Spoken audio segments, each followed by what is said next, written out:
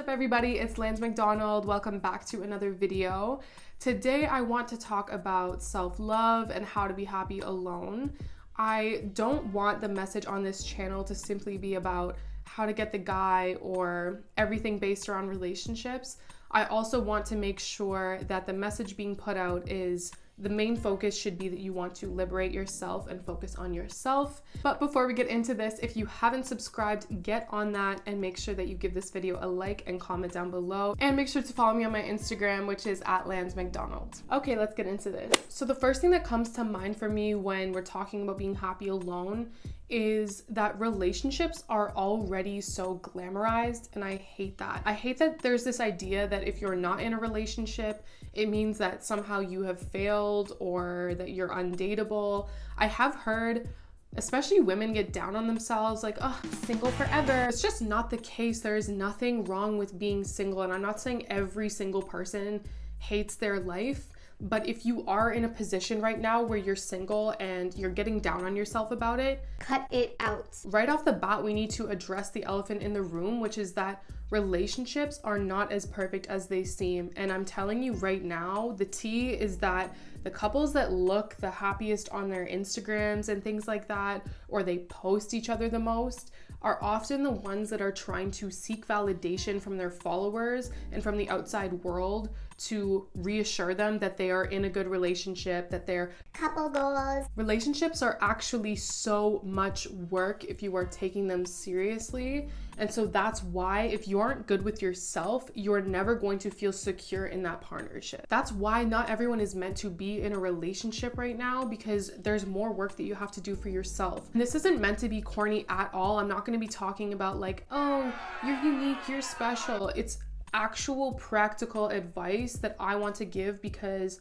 I needed this when I was going through this. The most important thing when talking about self-love and being happy alone is the bottom line is that you can't be happy by somebody else giving your happiness to you. I'm not saying that relationships don't have their perks. It's just that they shouldn't be the center of your existence. You need to build the life that you want to live. And I think that's what self-love is. So what I would say when you're focusing on being happy alone is to set several goals and define what you anticipate getting from them. And the reason I say you should define what you want to get out of them is because oftentimes we're setting goals for ourselves for the wrong reasons. So let me be more specific. So say your self-love journey is you want a better body, you want to start working out, you want to start eating healthy. Is your goal based around, I'm going to love myself more if I look better? Right now, I can't fully love myself because I don't like how I look, or I don't think that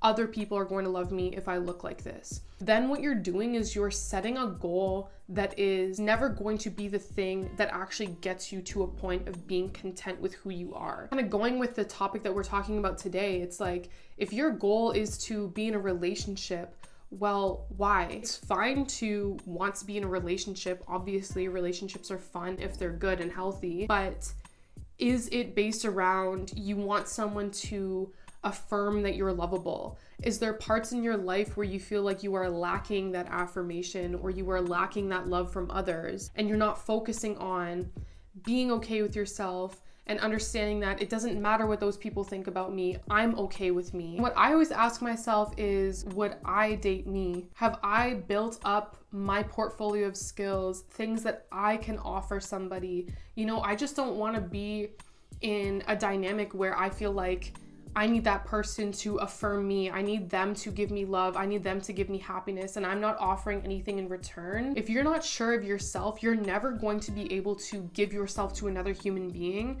and be there for them when they need you. I know that my biggest issue was that I thought I could define who I was outside of relationships, and I thought I knew what that meant.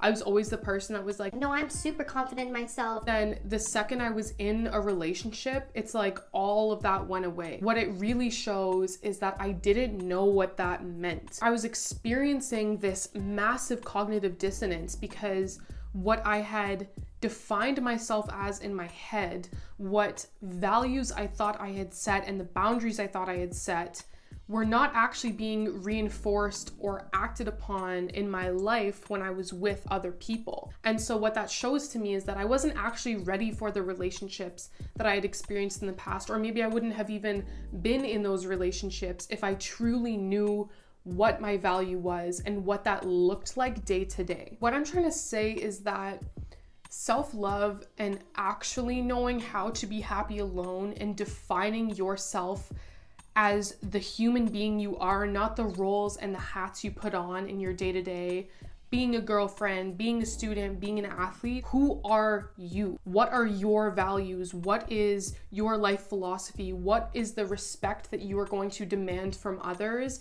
And what behaviors are simply going to be deal breakers?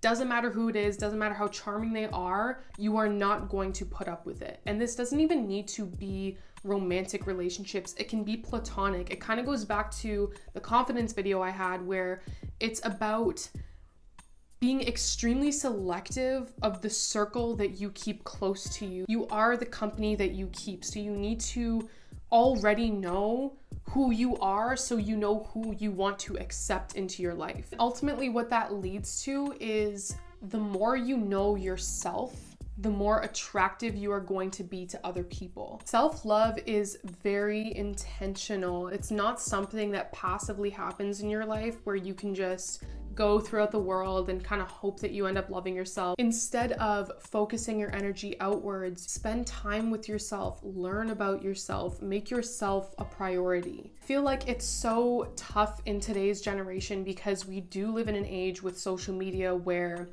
people never feel fully satisfied with what they have. It's that concept of choice theory where because of Tinder, because of Instagram, all these highly curated photos where everyone seems perfect and everyone seems at their prime, if you are with somebody and you have 1,000 other options, 1,000,000 other options, you're never going to feel fully content with what you have. And that is the biggest downfall of this generation. We feel as though we are a human being that is disposable and replaceable. I feel like specifically our generation and the generations to come are the ones that need to focus on self-love, like need to focus on it. So I was fortunate enough to not grow up with a phone in my hand, not grow up with social media, and I think that's what solidified my confidence at a younger age than I think young girls and boys are dealing with now. It's actually terrifying to me that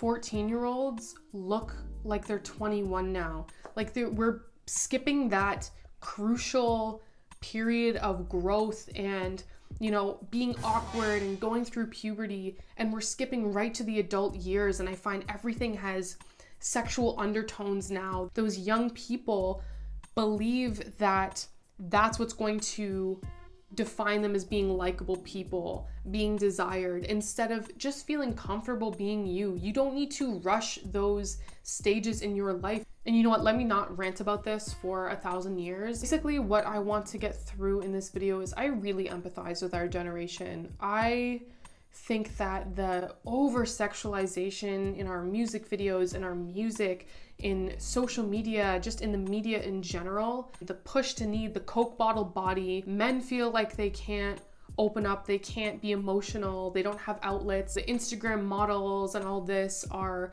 forcing people to not feel like they're ever adequate, like we need surgeries now. There's this big push that we are never enough. So we need to take a step back. We need to strip back those layers and be fine with ourselves. And what I want to end off on is I truly believe that God has given us exactly what we need from the start.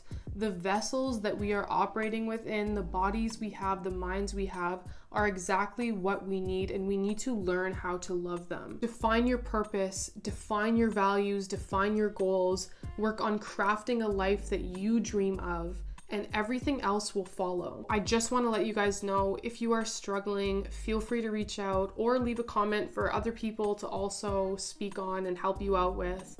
We're all here, and that's the purpose of this channel, is for us to talk about issues that may be uncomfortable or maybe something that you don't feel you have anyone to go to talk about. I want to be an outlet for you guys to feel safe and to feel loved and to feel liberated. And I'm sending my prayers to everybody that's been affected by what's going on in the news right now. Now more than ever, we need to come together. We need to focus on education. Please look into the links and the petitions and everything else that you can do to actually make active change. We can't just passively support things going on, or we can't look the other way because it makes us uncomfortable. Now more than ever, we need to recognize the power that we have to make change, the privilege that some of us have to not have this directly affect our lives, but still not take that as an excuse to not do anything. Take another step further to be a catalyst for change. Please do everything in your power to stay safe and stay healthy during these crazy times. I'm praying for everybody, and I'm praying that we see some light at the end of this horrible tunnel we're going through right now. I love you guys, and I will see you next week.